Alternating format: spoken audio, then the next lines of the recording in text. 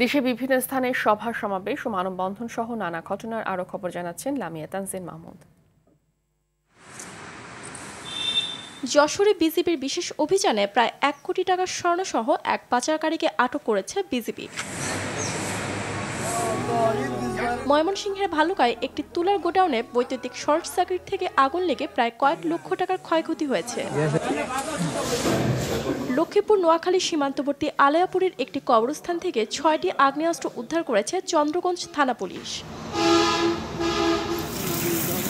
চট্টগ্রামে বন বিভাগের উখিয়া রেঞ্জের অভিযানে একটি শামুক খোল, ৮টি জীবিত বকসহ কয়েক হাজার ফুট নিষিদ্ধ জাল ও পাখি শিকারীদের নির্মিত ছোট ঘর ও ফাঁদ ধ্বংস করে দেওয়া হয়েছে। মোংলায় বেসরকারি ক্লিনিকগুলোতে অনিয়মের ঘটনায় কঠোর পদক্ষেপ নিয়েছে প্রশাসন। বিভিন্ন বেসরকারি ক্লিনিক ও হাসপাতালে পরিচালিত হচ্ছে অভিযান। হাসপাতালের লাইসেন্স নাই, লাইসেন্স ছাড়াই হাসপাতাল পরিচালিত হচ্ছিল। এবং মৃত্যুর ২.৫ মাস পর যশোরের মনিরামপুরের খাকুন্দি গ্রামের মজিদ দফাদের মৃত্যু রহস্য উদ্ঘাটনের জন্য লাশ উত্তোলন করা হয়েছে।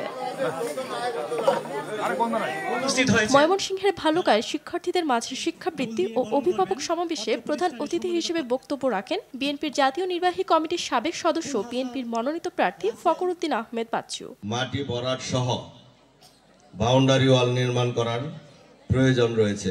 মানিকগঞ্জে পৌর এলাকার জনসাধারণ ও মসজিদের মুসল্লিদের রাস্তার দাবিতে মানববন্ধন করেছে ভুক্তভোগীরা।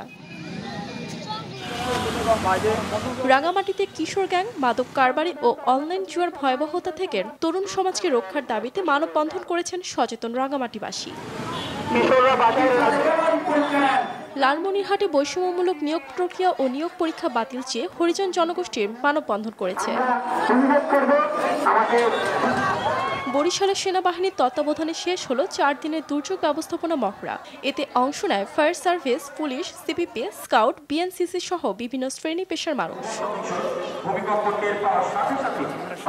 শরীয়তপুরে অনুষ্ঠিত হয়েছে সাংবাদিকদের সাথে নবাগত পুলিশ সুপার রনক জাহানের মতবিনিময় সভা। অল্টারনেটিভ যে ওয়ে আছে সেগুলো যেগুলো আইনি প্রক্রিয়ার মধ্য দিয়ে আমাদের যাওয়ার সুযোগ আছে, শুধুমাত্র তদন্তই হচ্ছে শরীয়তপুর জেলায় থাকবে। সাতক্ষীরা জেলা পুলিশের আয়োজনে অনুষ্ঠিত হয়েছে সাংবাদিকদের সাথে নবাগত পুলিশ সুপার আরেফিন জুয়েলের মতবিনিময় সভা। গাজীপুর সিটি কর্পোরেশনের সম্মেলন কক্ষে সিটির প্রধান নির্বাহী কর্মকর্তা মোহাম্মদ সোহেল হাসানের সভাপতিত্বে নাগরিক সেবা বিষয়ে সাংবাদিকদের সাথে মতবিনিময় সভা হয়েছে।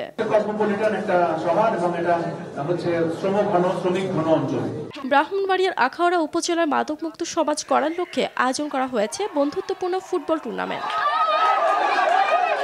লামিয়া তানজিন মাহমুদ, RTV।